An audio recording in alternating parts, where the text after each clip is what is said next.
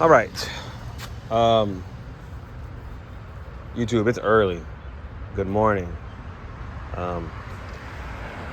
This is the Wrench and Dad back with another video. I was getting on here. Oh, I always do this. All right, let's start out with like, comment, and subscribe. Join the Wrench and Dad family. Turn your notifications so you can get notified every time we post a new video. You know, all that good jazz. So let's get to, I haven't posted a video in a while, but let's get to some things here. Hold on. Let's get to some things here. Sorry about that.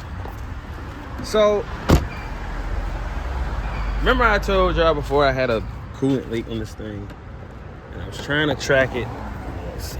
There we go. I had a coolant leak on this thing, and I was trying to track the coolant leak down because, like, I was losing a lot of coolant trying to track it down. As you can see, I drove it yesterday, and coolant bowl pretty much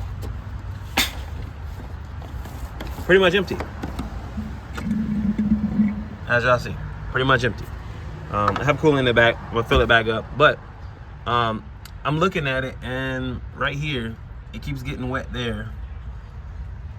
Y'all see the white spots there. And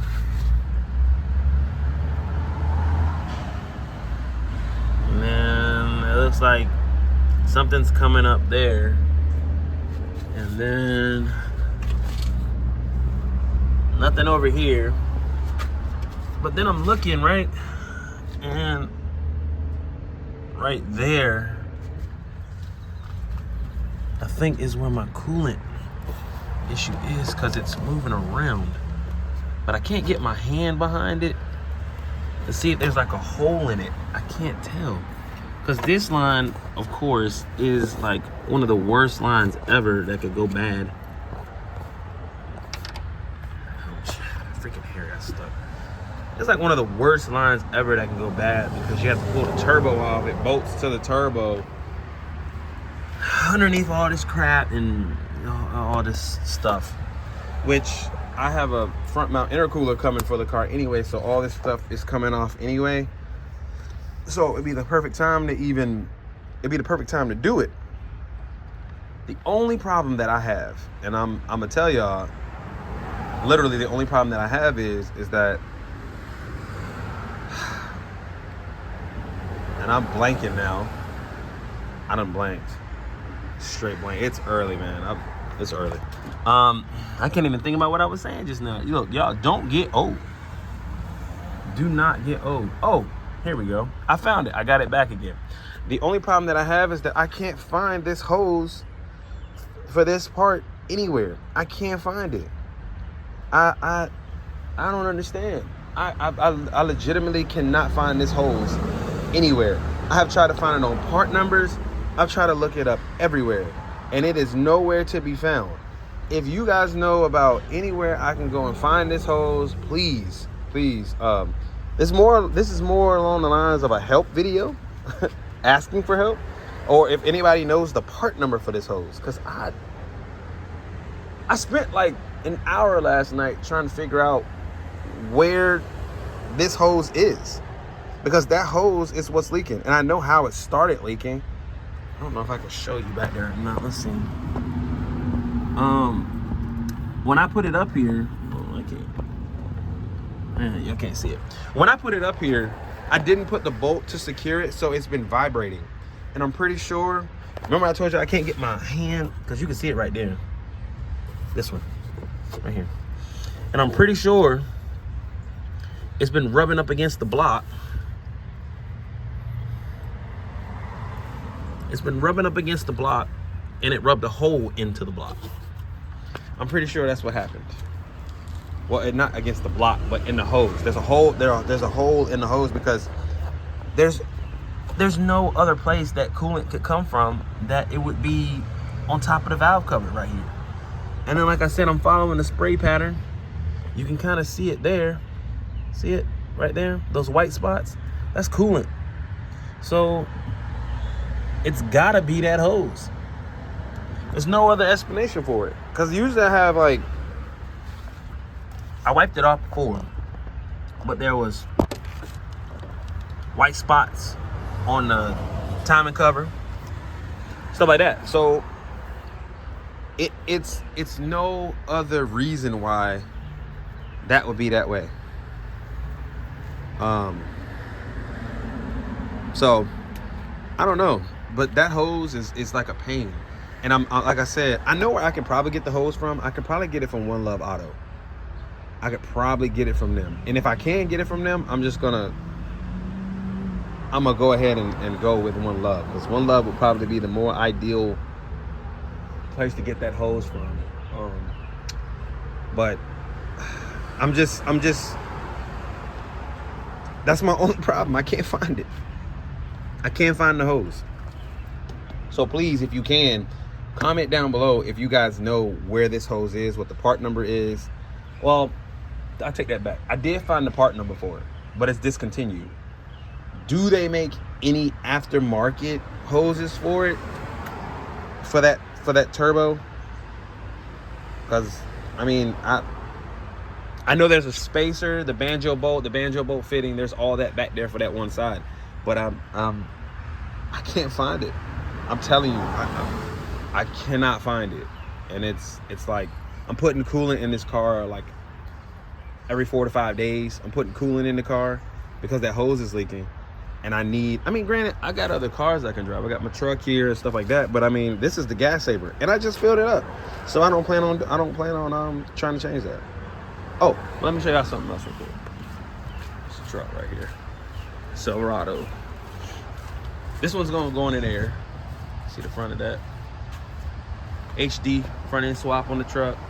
I'll show y'all a little bit of this. Let's see, show y'all a little bit of my other cars. Z71 front valance. I did all, everything like this myself, except the welding part for the brackets. That was done by somebody else. Let's see, ants. Yeah, this is a Silverado. Right here, nice truck. Only thing that's really wrong with it is the seat right here, but it's been converted over to push button start. Y'all see that? It's got the O2 Cadillac Escalade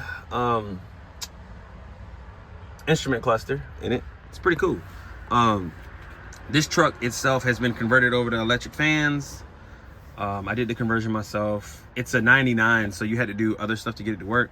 Even with this cluster, the airbag light was on, so you had to weld in some things and all of that. Comment down below if you want to see a video on how that was actually done, because I can pull the cluster out and show you guys what I did to get that to work. But that's the rig, that's the truck. Not a lot with it, not too flashy. All right, let's go ahead. Y'all gotta excuse my garage though. It's a mess. Okay, look. Let me turn the light on in here. Oh wait, it's actually bright enough. Is it? Hold on, let me turn the light on. I gotta excuse my garage. Garages are always a mess. All right, so these are the things that I had planned for the Mark IV. So this here, as y'all can see, I found this thing, man. Y'all can look up that part number.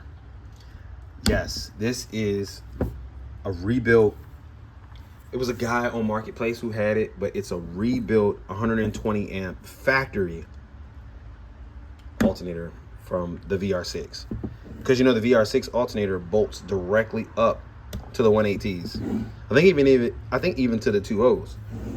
But I gotta do some measurements on the pulley and make sure the pulley is the same. Other than that, this is a direct bolt-on for that, which I'm super excited about it because I've been looking for one of these. It's been hard to find. Now, cluster going in to the Golf. I think his name is Licky or something like that. I need him to put the MFA screen on it so I can get the Volkswagen thing to illuminate on it. But One Love Auto got that. Got the instrument cluster stalk as well. And then also I got there's paperwork that goes with it too. Not paperwork, but wiring that goes to it as well. And I'm telling y'all, man, this with my front intercooler mount, and also I got some other things coming for the car too that I'm gonna put on. I think it's gonna be really great. Oh, over here, let's show y'all what's going on here. These One Love Auto, man, I'm telling you, right here, One Love Auto. My sunroof on the top of my car, it doesn't even have the cloth on it. The little clip is gone. So I got this from One Love Auto. It's the black, but of course I'm taking this off and I'm going with the suede style. Here's another piece here. I got the clips. This is the old one. When I went from that to the brush set. This is the, there we go. The sunroof piece at the top. All this stuff right here, man, this is what you need to this is the little map thing that goes in front of that. Grab handles. Black sun visors, One Love Auto. These are the little pieces that go on the pillars.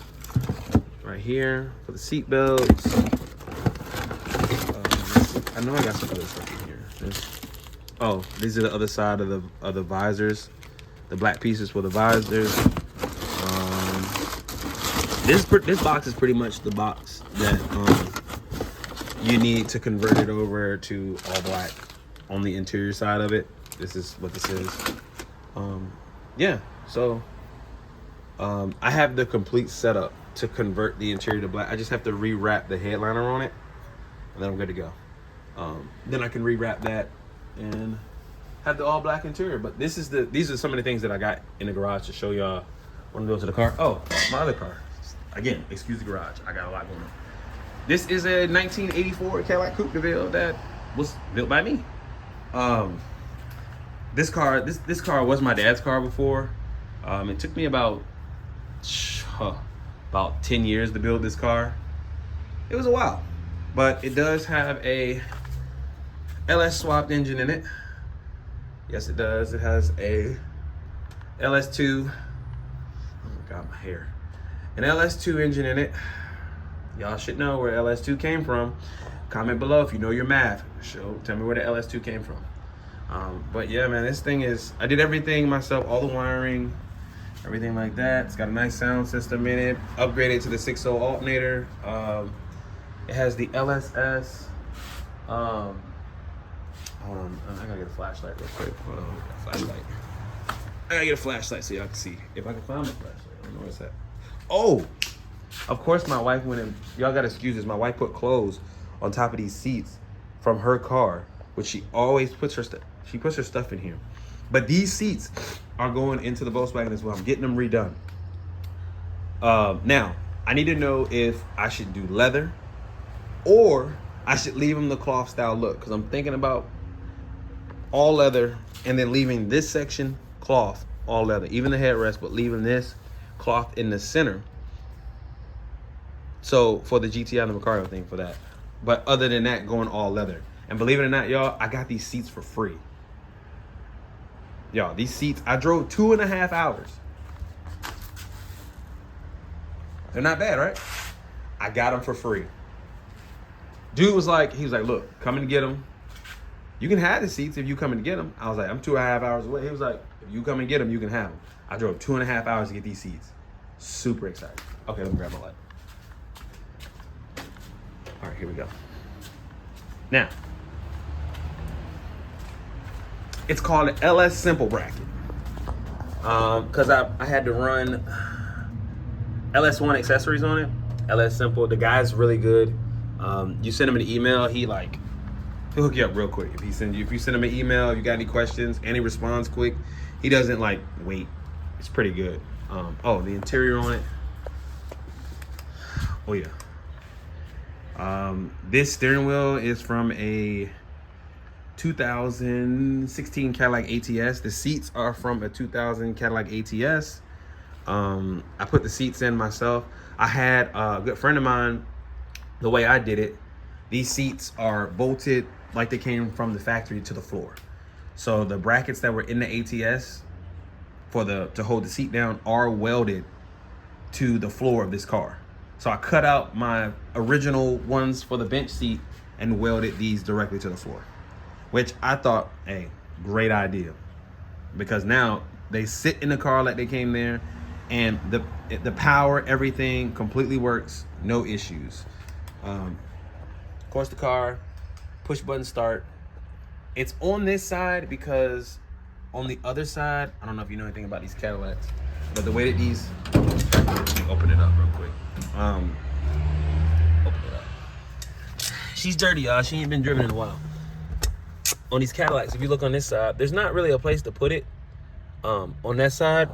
So yeah, so I had to put it on. I had to put it on this side, but it works. It does everything you needed to do. Gauge cluster. That was just a concept that we came up with, because I mean, the other one is like this big, and it's like really hard to see. So I needed an RPM gauge. I needed all of that stuff just for the LS side of it. The original fuel gauge still works. That still works. I didn't run the one in the tank. I just didn't really want to. So I was like, I'm just gonna pass on that. But oh, you know what? Retro Customs right here. I got that. That's a Bluetooth factory radio, because I was trying to go with a factory look for this car. I didn't want to do too much. I wanted to look like, basically like, I wanted to look like it pretty much came this way. That was my goal. To put everything, oh, this is the back seat. This is a Frankenstein car. So this is out of a, this back seat is out of a 2000, what year is that? 2005 STS. That seat is, the back seat is. It bolts directly in like it did from the car. There's like the 4 screws, and then there's the bolts that go through the bottom down there. There's the bolts that go through the bottom down there. They bolt in just like how it came from the car. But yeah, I mean, I wanted this car to look as factory as I could get it. I didn't want to do too much, but now I am going to do a lot, because I'm going to do a dash swap on this thing. I'm going to get an SRX dash and put it in the car. My only issue is swapping out the dashes on this car, because I've never seen nobody do a complete interior swap on this car. Never seen anybody do it. So I'm going to do it. And I'm pretty sure somebody has done it, but I haven't seen it. Usually you can go online and find it, but I haven't seen it. So I'm gonna pull this dash out of the car. And what I'm gonna do is, I'm gonna put the SRS dash in, because that's pretty much the only one that can do the measurement wise. Because that's my issue. I can't get the measurements down, because this dash, I think it's like 69 inches long. And I can't find anything else that's remotely close to that. But that other one, yes, that's the dash that I need. So, from the truck. So, yeah, thought I'd do a video showing y'all my cars. I thought somebody scratched it. Wife me in here. All right, so again, like, comment, and subscribe. This is gonna be it for the video. I gotta start pretty much getting ready for work, but yeah, man. I mean, big face grille, nice chrome bumpers, everything. It's a good car. But like, comment, and subscribe, man. You know, turn your notifications on so you can, you know, I'm gonna get this car out in the light when I get more time. Start it up, let it run so you guys can hear it. It sounds amazing. And it pulls. It's got 410 gears in the back. Oh yeah, 26 inch. This thing flies. I'm gonna tell you right now, this ain't no slouch.